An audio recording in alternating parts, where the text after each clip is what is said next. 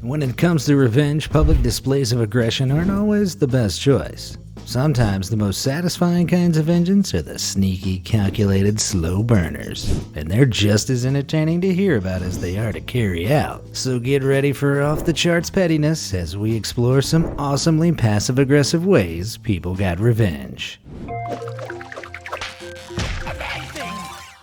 In 2018, a Reddit user shared the tale of how he got rid of a pesky coworker. The coworker constantly made fun of the original poster for no good reason at his construction job, and even attempted to get him fired without cause. One day, the OP heard the jerk mention that if he ever won the lottery, he'd quit the job on the spot. So, the OP bought a load of fake gold coins, secured them in an antique box, and hid them in a wall of the house they were working on. When the arrogant coworker found it, things went exactly as planned.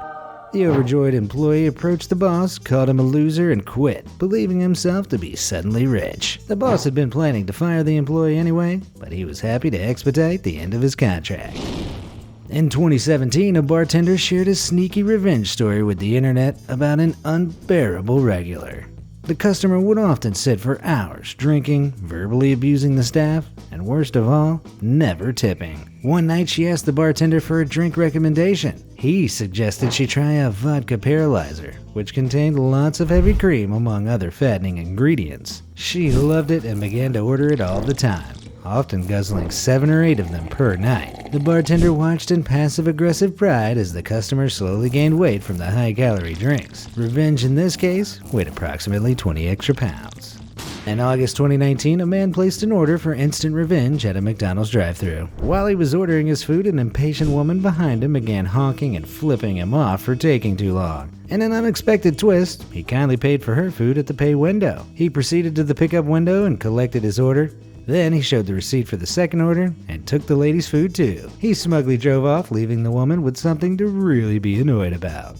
When Redditor the Justin Sett's fellow Starbucks worker took a customer's order and asked for his name, the customer refused to oblige. But he didn't just refuse to give his name. He belittled her and called her stupid too. So the barista made the man's drink, and with nothing to go by, left the cup blank. With no name to call out, she left it on the pickup counter. 15 minutes passed before the customer angrily stormed over, picked up his now cold coffee, and gruffly asked if it was his. The Justin Sett replied, "I don't know, it doesn't have a name on it."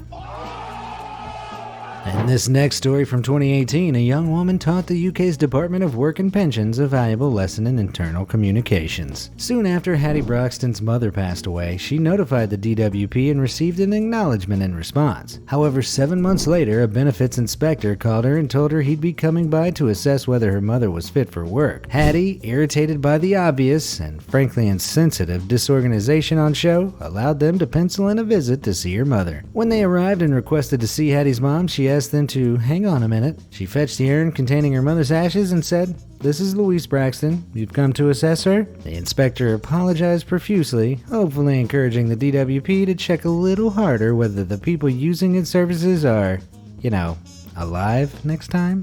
Delving back into the pettiest depths of Reddit, user Raw Chernobyl lived in an apartment block with a shared laundry room where she kept her detergent. One day she realized her detergent was being used by someone, so she left a note asking them not to. They ignored her polite request, and in retaliation she topped up the blue detergent in one of her bottles with blue dye and topped up the clear detergent in the other with unscented bleach. The next morning she heard outraged shouting from the laundry room. When she went to investigate, the room was empty, but the source of the commotion was obvious. The trash can was filled with wet, bleach-stained clothes. A few days later, she spotted someone in a blue-stained t-shirt, revealing the culprit and signifying revenge accomplished. In March 2019, a blogger by the name of Baby Sideburns found a creative way to take out her frustrations over her husband's laziness. She gave him a shopping list and sent him out for the items. Only those items didn't exist. Baby Sideburns turned her phone on silent while her husband cluelessly searched for seedless strawberries, unsour cream, and organic Pop-Tarts, among other nonsensical essentials. Needless to say, at least for that week, her husband would think twice about neglecting his share of the chores.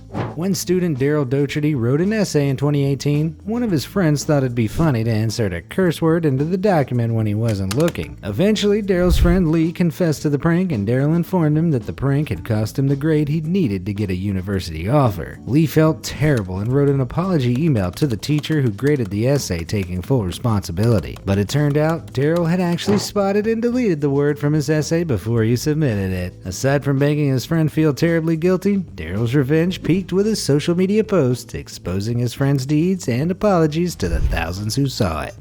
Of course, some people are even more deserving of feeling guilty, namely cheating husbands. Luckily, scorned wives who know how to dish out vengeance in spectacularly petty ways are in no short supply. One wife posted this huge sign on her front lawn letting the whole world know that her husband was a cheater. It details the husband's smutty affairs with 2 other women that took place while his wife was caring for her husband's sick mother. If naming and shaming is your thing, bright, bold, unmissable signage is the way to go. If your budget is a little smaller but you still want to publicly expose a cheating significant other, opt for the DIY version. Welcome home cheater on a white sheet is a perfectly suitable alternative to a hot meal waiting on the table. Another cheated wife posted a message in the local newspaper congratulating her husband's mistress on her pregnancy, which is a sure way to get word of their affair out. Finally, it doesn't get more humiliating than having the guilty party stand by one of the city's busiest junctions wearing a sign around his neck bearing the charges, in plain view of the whole town, potentially including colleagues and bosses? That's gotta sting, but that's why it's so great. In 2017, Reddit's Petty Revenge subreddit served up a super satisfying story about shoddy service. When the bill arrived for a meal after the server had been incredibly rude and unhelpful, the OP didn't want to leave a tip at all, but to avoid an argument, he tipped 10%. The waiter angrily explained, "Here in Canada, it's customary to leave a minimum of 15%. OP apologized for not knowing the custom and asked if he could reprocess it. The server complied and took 10 minutes getting the bill cancellation approved. When he returned, the patron gladly took the new bill and selected the option to give the server a solid 0% tip. As the waiter stood there in disbelief, OP's partner said, "Here in Canada, we don't really like assholes." Another great story was shared in 2019 by a Redditor who was tired of her cereal being stolen at work. To stop the thief, she stuck a sticker over the seal that said, "Not yours." When she next checked, however, the seal had been torn open and the words, "Hide it better," had been written on the sticker. She politely responded with another sticker saying, "Fair call, enjoy." Only she'd poured a heaping amount of salt into the cereal before leaving it behind for the thief to enjoy. Someone responded to the OP story with a similar experience. This person's sushi was similarly being pilfered from the work fridge, so he performed some sushi surgery. He replaced the avocado in each piece with a huge chunk of wasabi. The culprit would be pretty easy to determine after that. After all, the person with their nose and eyes running like a fire hose does tend to stand out. But possibly the best of all these food theft vengeance tales comes from Redditor ASDFQWERTY27, whose ex-roommate would incessantly steal his food. Requests for him to stop, annoyingly, only seemed to spur him on. So the Redditor baked a cake laced with habanero peppers and mixed wasabi into the frosting, leaving the final product in the fridge labeled, "Do not eat." Predictably, the roommate got drunk and tucked into the cake. When the insane amounts of spice hit, he proceeded to violently puke. The cake burned even more on the way out, and that's not to mention the bathroom trips the next day. When a neighborhood's homeowners association cited a homeowner for trash cans that were visible from the street, the homeowner was forced to erect a privacy fence. He did what was asked of them, just with a little attitude. When the fence inevitably gets cited, what's next? Some topiary? For anyone who ever encountered a childhood bully, it's time for some vengeance therapy. The person who shared this tale with the internet reminisced how it was always his and his siblings' job to rake the leaves in the front yard of their childhood home. They'd always leave the leafy piles out front for morning collection. But 2 days in a row, the neighborhood bully came by and after all their hard work, kicked the piles, scattering the leaves everywhere. The siblings decided to create another pile for him, but this time, they placed it on top of a fire hydrant, concealing it. They hoped he'd just hurt his foot when he kicked the pile, but instead, they watched from their window as the bully ran and dove head first into the pile. Ouch. Sometimes revenge causes a real stink, as was the case with the friend of a user from the Pro Revenge subreddit. OP's friend figured out their neighbor was flushing used diapers down the toilet, causing foul-smelling blockages for everyone else in the apartment block. OP's friend got some rather devious payback by securely plugging his own plumbing and flushing all the floor's toilets in quick succession. This caused the diapers and raw sewage to be expelled back out into the guilty neighbor's apartment. Unless you want to end up as the sole proprietor of a fecal aquarium, don't flush diapers. Another pretty extreme form of revenge was taken by one individual who was tired of inconsiderate drivers ruining his grass verge. So he put down a wooden board full of nails to keep his grass preserved and keep any intruding tires well and truly flat.